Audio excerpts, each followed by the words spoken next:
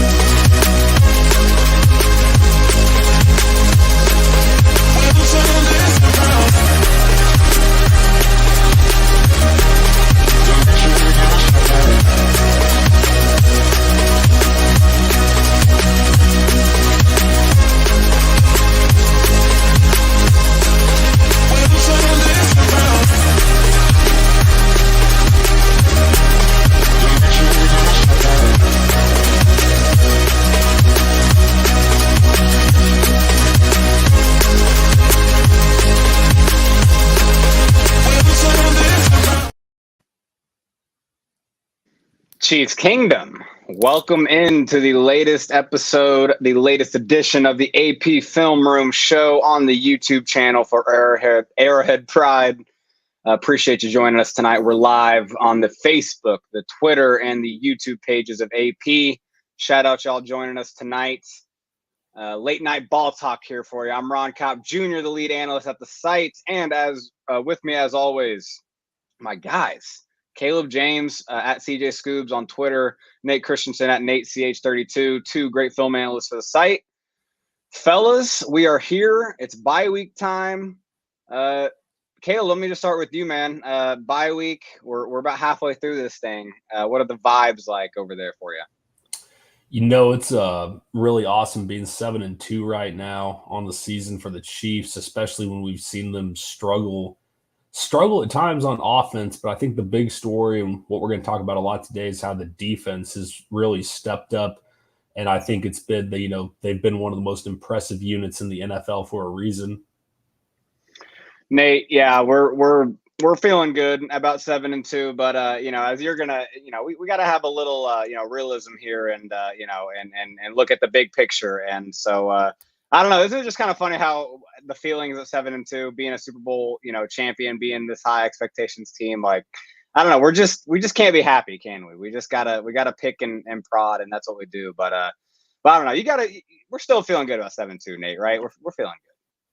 Yeah, this is pretty much what I had benchmarked before the season, was that they were going to be around 7-2 at this range, at least on like realistic expectations. And they've met that, and they haven't met them in the way that I was expecting, but that doesn't mean it's a bad thing. They've certainly outperformed on defense, even what I was expecting. Offensively, we have issues that we'll certainly get into. But yeah, I mean, 7-2, it's you are what your record is, and the Chiefs are in a great position to have an optimal spot in the postseason. Yeah, no, we're in a good spot, but that's the thing. Second half of the year, you got big games like the Bills, Bengals, obviously the Eagles right out of the break.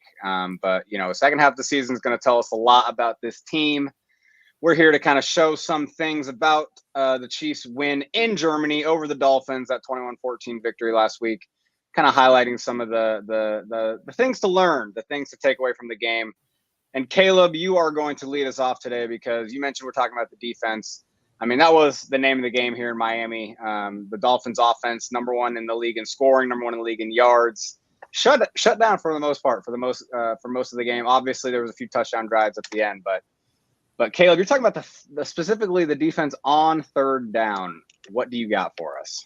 Yeah, no, first off, before we get going, I mean, they were excellent all game long. They held the Dolphins to just 3 of 12 on third down, and really, Ron, you'll talk about it later. They got them into like these third and long situations where they took away the ability for them to run RPOs, where they took away for them to have the ability to run like some of those quick passes around the line of scrimmage. But really, I think a lot of it came to do with confusing Tua and not really letting him get a beat on what their plan was on third down. You see right here, Watson's kind of out wide here, and it looks like he's going to be one-on-one. You see Snead, McDuffie, Tranquil over here in Tua. Those are like the Chiefs' primary blitzers on the season. And Tranquil does come, and he sees that. But, I mean, it's basically, Watson's coming flying off the edge. Tua barely pays him any attention.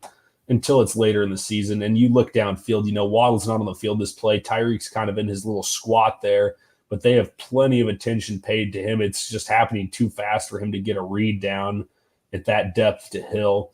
And you see another thing that they did a lot of was they're sliding their protection away from Jones, but the Chiefs were blitzing the man side of their offensive line protection quite a bit. That's the side, that's where the quarterback's got to either, see it out the snap or make a play. But this was a nice play by Tranquill. They were attempting to throw like a little screen out to Tyreek. And honestly, if the running back catches this and is able to run, he's probably going to pick up about 40 yards on this play. I don't have the wide angle of it, but I just thought it was an overall – we're getting all over the place here. But I just thought that was a real good play by Tranquill he made on that one to kind of get through there on the ball. We'll just watch it again real quick. You see, the Dolphins are creative. This is just great recognition by him because, McDaniel did have some nice play calls, that they were trying to run. And that's the wide view of that play we were just looking at here a second. You see if he gets free to the top there, there's going to be some room to run. We keep going here. You see another third down play. And this time Tranquill drops. Reed comes. Interesting. They get Reed in the B gap, so the tackle blocks down on him to take away most dangerous, but he ends up letting George Karlaftis run straight at the quarterback with his hands up. So they don't really have a ton of time to, develop anything. He takes the hot route, but that's kind of who Tranquill was looking for the running back the whole way. They needed 10. They got 5, just not quite good enough. Again, they're, we talked about it a little bit. They want to get the ball out of his hands quick. And, all right, Tua wants to get it out of his quick. Let's get it out of his hands even quicker than he even wants to where he doesn't even have time to look for it. I thought they just did a good job. And Chris Jones, he struggled. He had the big penalty later in the game. It wasn't, all that pretty, but they did have to pay him the attention that he deserved. They were double teaming him a lot. That set up a lot for the Chiefs, especially on third down the line. he splits the double team there, draws the holding call, was going to be incomplete anyway. Later in the game, though, you see they're going to slide to the left here on him. And you can kind of start to see what Omenihu is going to do a little bit. Because Omenihu and Karlaftis run the tackle and stunt. He gets his hands up. Tua just has to take the check down again, but he is offline on that.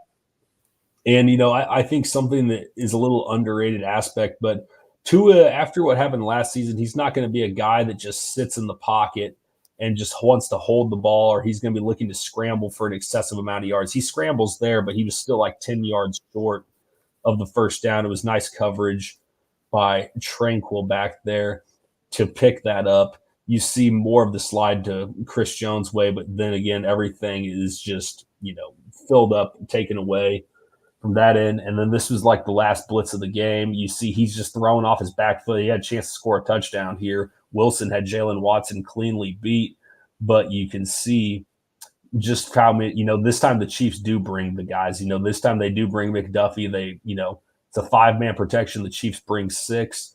They don't drop any defensive ends, and they're just going to let, they're going to either get the ball out of Tua's hands or they're going to give up a touchdown here. And thankfully for the Chiefs, he has to throw off his back foot because the rush is in his face, and he doesn't quite deliver on third down. They were great all day. Spags never really let him get comfortable. He mixed everything up really well. And then just kind of a crazy play to end the game. The snap was bad, but you see the Chiefs have so much going on at the line of scrimmage, like around the box and all that. You see from this angle, they've got all the safeties walking up. They've got Tranquill. They got Chris Jones. The center is they're probably making like a man call up front on the offensive line to where it's going to be one-on-one. Tua's got to get the ball out fast. But that means the center is probably going to end up one-on-one against Chris Jones. And you see Tua was kind of like, he got over to like actually looking for the snap a little bit later than normal. And the center is like clearly amped up. He's nervous. He needs to get out there quickly on Jones. So they're just offline. And, it's a game of inches. It's kind of wild that this kind of a crazy game would end on something like that. But, in the National Football League, you have to be perfect every play. And I think, maybe through the course of a game, Tua just trying to look through the different blitzes, trying to read and pick everything up. The center kind of trying to do the same thing. it looks like they just kind of rushed it there at the end. But, tip your cap to everyone, especially, the Chiefs defense for how they looked on, keep getting them off the field when they need to get them off the field.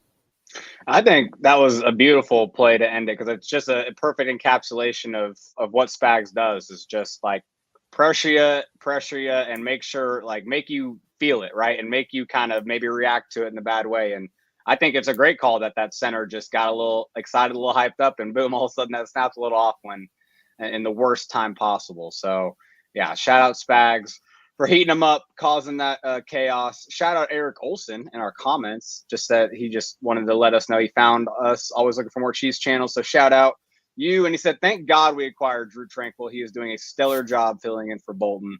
Ain't that the truth? Nate, I know you watched the game from the defensive perspective, and hey, obviously, like I just mentioned, you got to give credit to Spags for heating them up. But I think you kind of came away too that Miami could have maybe had a little executed a little better, maybe, right? Well, I don't think it's that the Chiefs. I think the Chiefs had a good defensive performance. That's not what I was trying to say to you guys. It was more like there were things open for Miami. I love Miami's offense. I like the amount of horizontal and vertical stretch they get on every single play is absolutely absurd.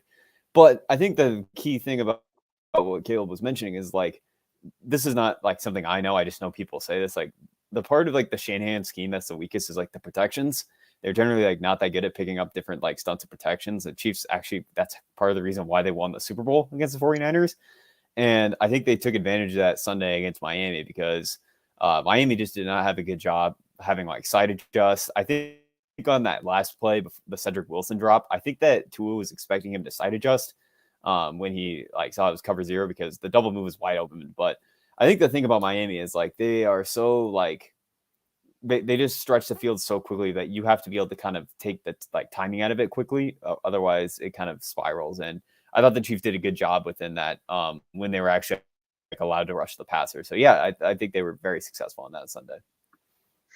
Yeah, and you mentioned how it's the protection schemes. It's that maybe an offense like Miami struggles with. Well, yeah, you can really mess with the protection scheme when you're in 3rd and 9, 3rd and 10, 3rd and 14 over and over instead of 3rd and 5, 3rd and 4, where you can't just bank on he's going to drop back and throw.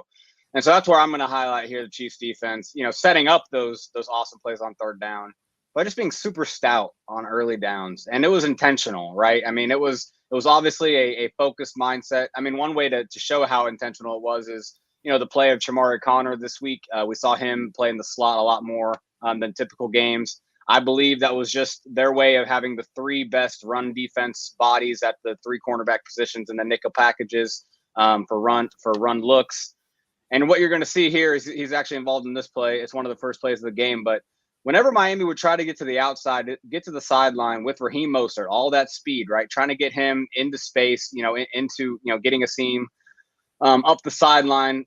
The Chiefs cornerbacks, first of all, were kind of the first wave of defense here. They're just not allowing it, man. L'Jarius Sneed, just obviously just a mismatch in blocking against Jalen Waddle. Waddle's not going to stand a chance. But him and Connor both make the play here. Just really take Connor, you can see, takes on the fullback strong, gets out, makes the play. But Sneed does force him back inside, and then that's where hard pursuing guys like Drew Tranquil, Leo Chenal finish it up. Look at Tranquil get over the top, beat the guard to seal him and make the tackle. But obviously, if Sneed doesn't turn him back in, then that tackle isn't there to make. And here's the end zone angle of it. But yeah, the linebackers are just flying around. They get misplaced by that motion a little bit. Doesn't even matter. And so they make the tackle there, hold them to about a 1-yard gain. Here, similar thing where they're going to try to get to the outside with Raheem Mostert. Sneed just comes up, beats that lead block by Chase Claypool, gets under it, and forces him back inside. And who's right there to clean it up? Leo Chenal, who you're going to see in this end zone angle. He's actually comes from an on-ball position here. It's actually going to see him getting their 5-man front here. Oh gosh, we got some editing in the middle of this thing. Oh wow, look at that.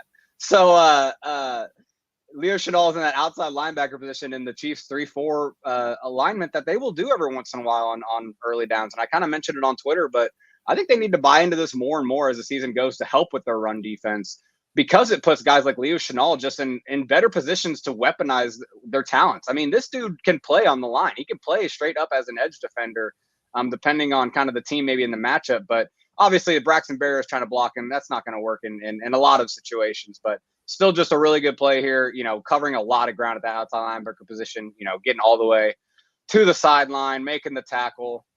He had a pretty good day. But here's another example of the outside runs getting forced back in. Trent McDuffie does it this time. Alec Ingold comes out to block him and just very easily gets past him, kind of gets, dips through that block and sends him to the ground. And Charles Omenihu, who's there to clean it up when he gets turned back inside. And I do have to, point out that Omenihu is just a beast on this play as that play side front defensive end.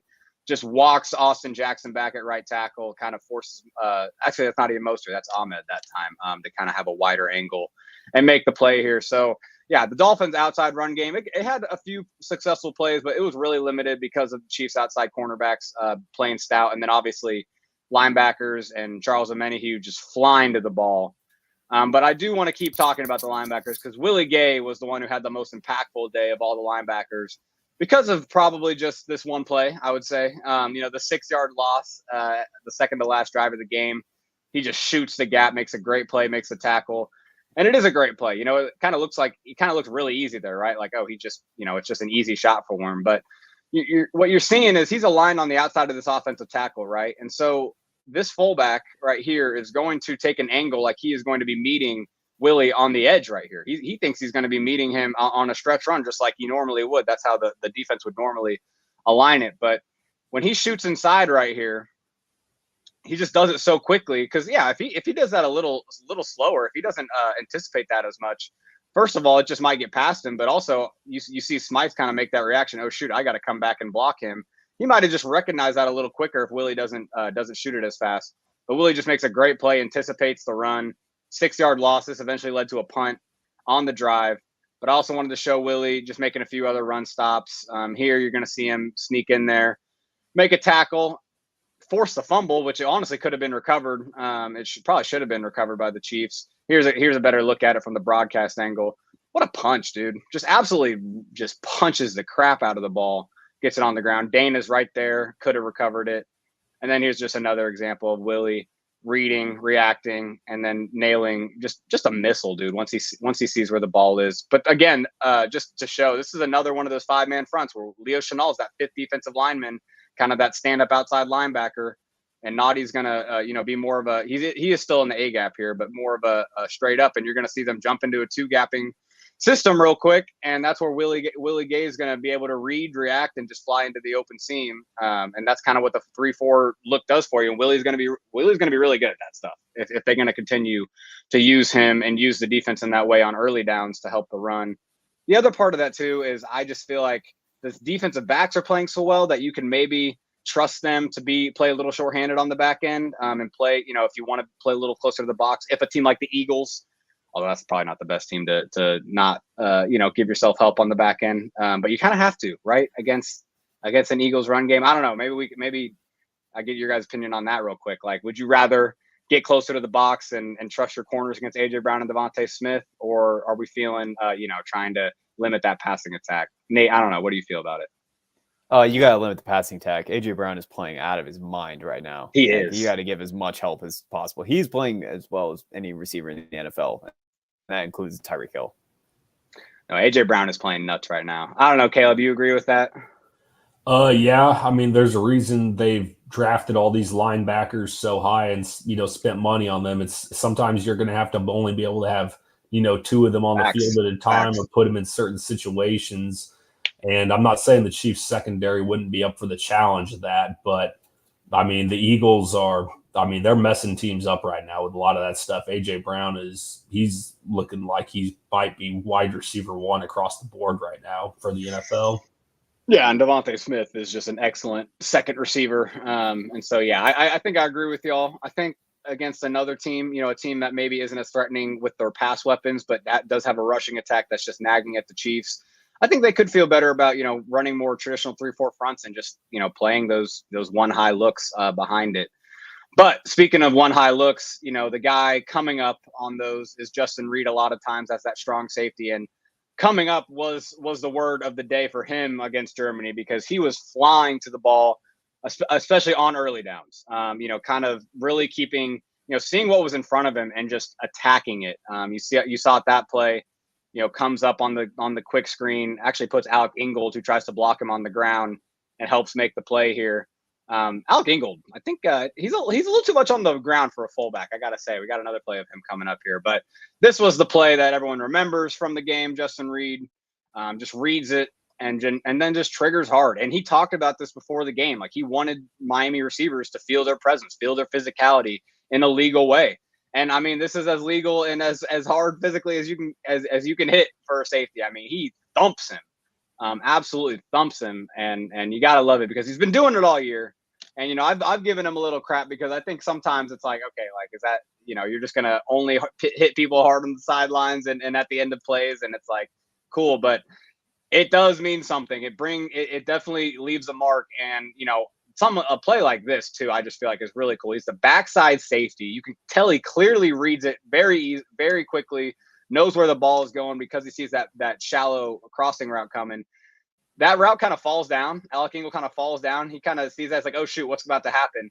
And then it all obviously recovers. He just keeps getting back on track, keeps getting downhill, and then boom, lays the wood again. So yeah, I wanted to shout out Justin Reed too, because obviously I've been someone that last year it was more last year gave him a little crap for just what I thought how he was playing. I just feel like I actually voted him for our most improved player at the site for this year because I really feel like he's playing at a very high level at the strong safety position, and we've talked about it when Spags has really good safeties, really good second level players. I mean, it makes it a lot easier for his pass rush, makes it a lot easier for a lot of other things, the corners, all that. So shout out the early down defense or setting up the third down defense.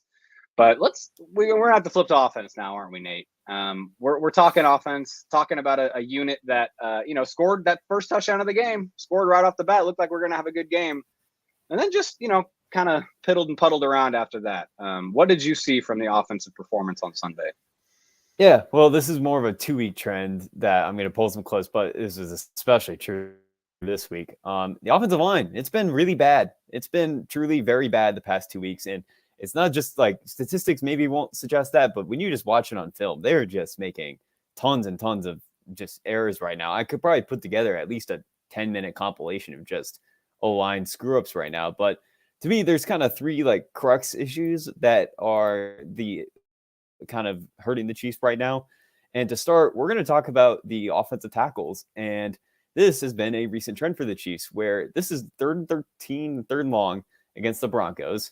And the Chiefs are in 12 personnel, which is something that you almost never see on third downs in the NFL. They have both tight ends in condensed to chip. They have this running back in McKinnon. He's here as kind of this sniffer, potentially has this like help with the mic, but to potentially offer assistance as well. And this has been a noticeable trend recently. They are chipping both their tackles every single third down. Pretty much every single third down. They've done this for multiple weeks. They are getting into 12 personnel, and they are finding ways to chip. Noah Gray, chip for Donovan Smith. McKinnon, here, chipping for Jawan Taylor. They, like Baron Browning and Jonathan Cooper, they're not great pass rushers. They're not guys you're terrified about. And yet the Chiefs feel the need to chip on every single play. And everyone got mad at me for this on Twitter, being like, well, this is a delayed screen. This is why they're No, the reason why they have these two people here is to show the fact that they are chipping these defensive ends. This is just a counter off of the fact that they're chipping off of this. I didn't want to explain that to 400 people. But again, their intent is to chip these defensive tackles, or excuse me, these defensive ends to help the offensive tackles. They did this multiple times during the game. This is out of, I believe, actually, this is still 12 personnel, but they use the running back to chip. Again, Taylor, Donovan Smith are getting chips consistently. What is the reason why I'm bringing all this up? The Chiefs don't trust their offensive tackles. They just don't. You don't chip both your tackles on huge third downs with multiple bodies if you trust your offensive tackles. And frankly, the Chiefs don't have the Tyreek Hill. They don't have the speed to do that. They used to do, when they used to chip with double chips, like if they needed help Fisher and Mitchell Schwartz, it helped they had Tyreek Hill who could run 3 routes by just his speed, but you don't have that luxury. So when you're wasting 2 players in routes because you need to help them pass protection, it's going to make it hard to beat zone coverage. And so that's issue number 1. Issue number 2, this run game is awful. The Chiefs cannot run the ball to save their lives. And this is a season-long issue, but the past 2 weeks have been almost as bad as like I can really remember them having in a while. And frankly, it's not the fact that like, well, they can't run into heavy boxes or they're getting bad looks. They're getting amazing looks. They are getting consistently amazing light boxes, and the Chiefs just can't run into them at all. And I'm not going to play all these clips because this is a 2-minute long compilation. But whether it's run blocking in terms of like run calling, the execution is just bad. Donovan Smith, I could put together a long compilation, including this one. Donovan Smith is not run blocking at all right now. He is just whiffing on assignments. He's not side adjusting to anything. He's letting guys get inside of him all the time. Jawaan Taylor is not particularly great in run blocking, although I think he has improved over the course of the year. Joe Thuney has not done a great job. Creed Humphrey and Trade Smith are both missing assignments. Not all the time, but once in a while they're missing assignments. Even when the Chiefs get into these RPOs and they run like power off of them, it's not working. So teams that right now are just saying, all right, we're going to sit in too high. We're going to sit in shells, and we're going to find ways to double, triple Travis Kelce, and we're going to give you premium run looks, and the Chiefs can't take advantage of them all. They are one of the worst running teams in the NFL right now. Clyde Edwards-Helaire and Jerick McKinnon have success rates of like 20% when they run the ball. Pacheco's at like 46%. It's getting down. They cannot take advantage of the fact that teams are giving them these premium run looks right now, which again was a problem for the Chiefs in 2021, except back then they had Tyreek Hill. They don't have Tyreek Hill anymore. So like the fact that they can't run the ball looks a lot worse. Now, the third issue, this one's completely fixable, in my opinion. I actually am not super worried about this. But recently, the Chiefs like forgot how to pick up stunts. I'm not sure why this is the case, but this has been a 2-week trend where like the Chiefs like cannot figure out how to pick up a stunt, and it was really bad this week. And I'll highlight like the fumble in particular because the fumble I think is a microcosm of all the offensive line issues right now. But I'm just gonna play. It's like Joe Thuney and Donovan Smith are both veterans in their 30s. They have not been able to pick up a stunt. This one I actually think was pretty good design for the most part. Jawaan Taylor kind of gets inside, Jawaan Taylor gets beat inside by Jalen Phillips. This defensive tackle comes all the way around when Mahomes scrambles to his right. I think that's actually just pretty good design. I think they picked that up decently well, but it's basic like tackle and tackle stunts. The Chiefs cannot like pick up right now. Like Donovan Smith on this play, he's going to try and push him inside to Thuney, but he doesn't give the call, or for whatever reason, that leads to this defensive tackle getting around. Mahomes is getting pressured, check down, punt. Like Joe Thuney there's times where he's like looking backwards because he has no idea what's going on at all with any of these stunts. Like this play is an example I was going to bring up. Like watch like Joe Thuney, he's like completely backwards trying to spin around to take away this defensive end just coming in inside. And this all led to this kind of strip sack fumble that I'll show in the last clip where the Chiefs again weren't able to pick up a stunt, and it led to the Dolphins getting 7 points off of it. So I'm pulling up this clip here. Here we go. So 3rd and long, the Chiefs are actually, was this 3rd and long? Yes, it was, because they just had a holding before. 3rd and long. Once again, we're in 12 personnel, just worth noting. The Chiefs are actually going to double chip for Jawaan Taylor. They're giving 2 bodies to chip for him, which actually I think messes him up on this play, but we'll get to that in a second. And Jalen Phillips, with both these chips, is able to get inside. Still, I don't think Jawaan Taylor is in good, pass protection here. I don't think that he's in an ideal stance to really, look. I mean, that's just not a good balanced position for an offensive lineman. I don't think that's unfair to say. But look at this on the backside. Like, what are we doing here? Like, Joe Thuney is looking at Patrick Mahomes in the middle of this rep because he has no idea what's going on with this stunt on the backside. This is a basic tackle and stunt. This is something Joe Thuney has seen 5,000 times. And the fact that he isn't why is he not suddenly being able to pick this up? Might just be a 2-week issue. I don't know what has caused them to suddenly not be able to pick up basic protections anymore. But the problem is this is on tape. Who runs a lot of, stunts and simulated pressures? The Baltimore Ravens, the Cincinnati Bengals. What do you think they notice right now when they turn on the film? Oh, wow, the Chiefs' protection plans are not that great right now. Their tackles are really struggling. They are needing to chip both of them. This is not working. And frankly, the Chiefs have too much money. They have too much pedigree to be this bad on the offensive line. I expect them to figure out the stunts part. But the run game has been bad all year. And I really do think the offensive line is culprit number 1 for this. I don't think it's play calling, and I don't think it's the running back talent. I think the offensive line is just playing bad.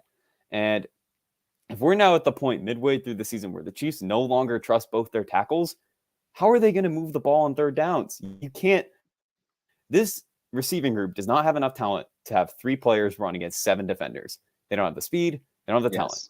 The Chiefs have to get 5 in the pattern if they want to move the ball, or at least 4, and they can't do it right now. It's a huge issue. Like, it's just a cascade of issues for this offense, and I'm genuinely worried. Like, I wasn't super worried after the broadcast film, but after I watched the film, I was terrified. Like, this is not like a good formula right now.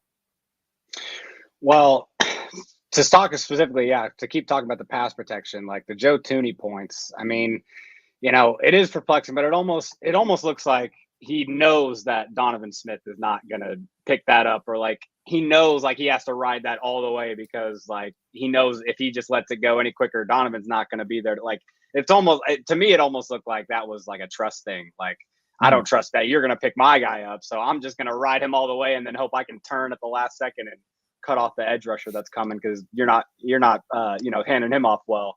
I don't know, Caleb. I'm really curious your thoughts on the offensive line. Obviously, you look at them quite a bit. I mean, what are you seeing? Are you seeing kind of some of the same struggles, and what do you think could be better about the offensive line, I guess? So with a lot of the stunt issues, I know you're pointing out Thuney there, but that one was a tackle end. I think the last one you just played, that's got to be on the tackle, because that they're running the slide side to the right. So Donovan and Thuney are on their own.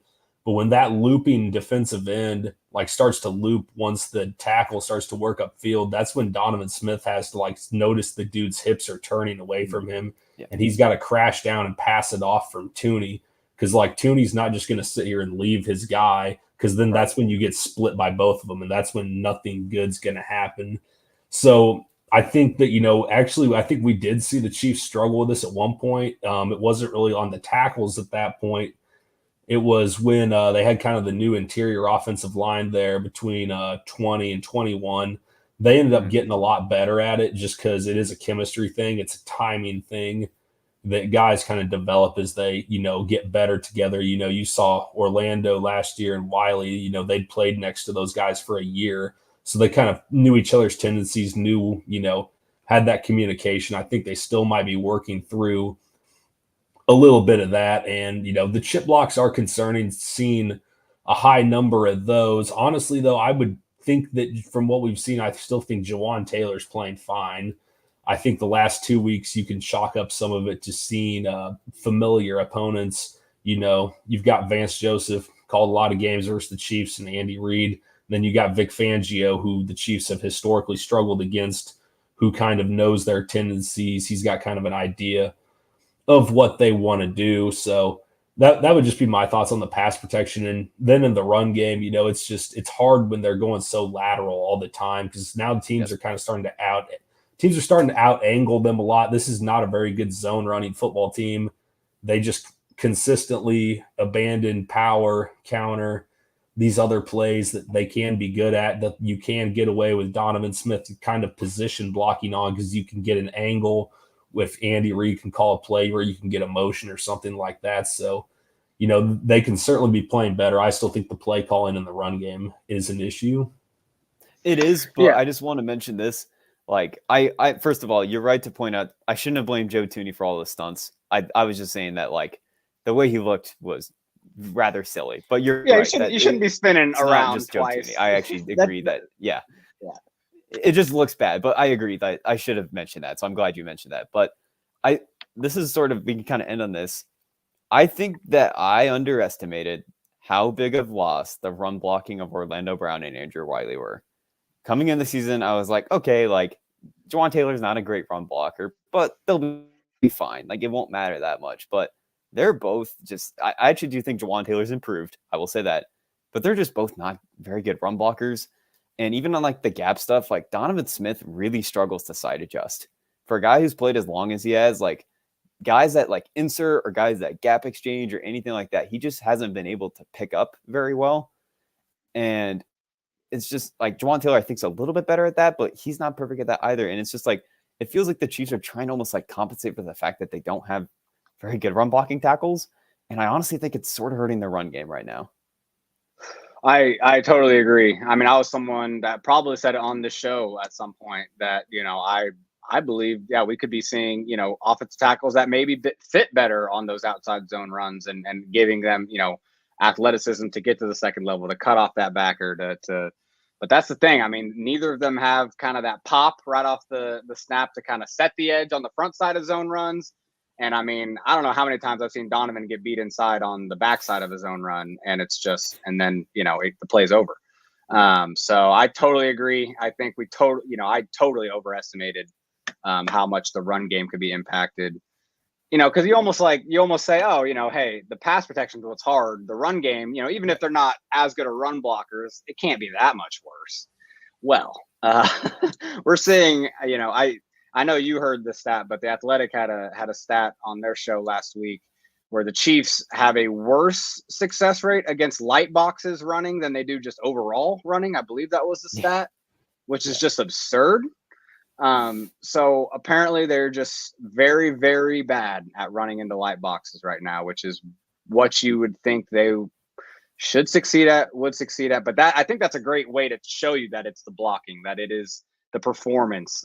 Because if you're getting those opportunities, it should turn into success. And the fact that it's not is not because of necessarily maybe scheme. It's because players are executing or not executing. All right. Any final thoughts before we get out of here, fellas? We got Eagles game next week. We'll probably be back next week, maybe previewing that a little bit. Maybe we'll have a little something for that. But yeah, I guess we can end it on that, fellas. Appreciate everyone watching. Appreciate everyone listening. Make sure you're subscribed to the YouTube channel. Make sure you're following both of us, or all of us, on Twitter, on the site. It's bye week, so we're going to take a little time off this weekend. Enjoy not having to stress about the Chiefs, but it's going to be a big one once we get back in it. Chiefs Eagles Monday Night Football in a few weeks. All the things we talked about today, the issues we talked about today, are going to be very much highlighted in a game like that against the Eagles pass rush, against the Eagles defense or offense. So we will be excited to break that down. Excited to look for it. Appreciate you guys watching. Have a good night, and we will catch you next time.